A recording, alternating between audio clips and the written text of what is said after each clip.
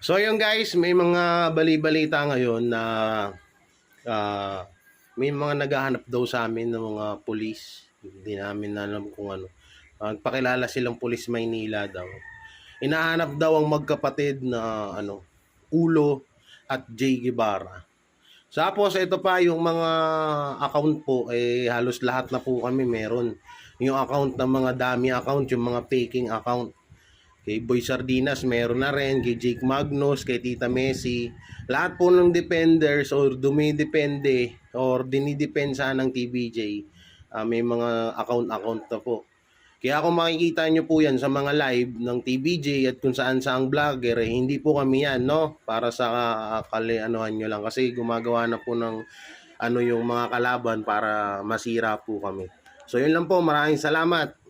God bless. Dabber Cats. Ah!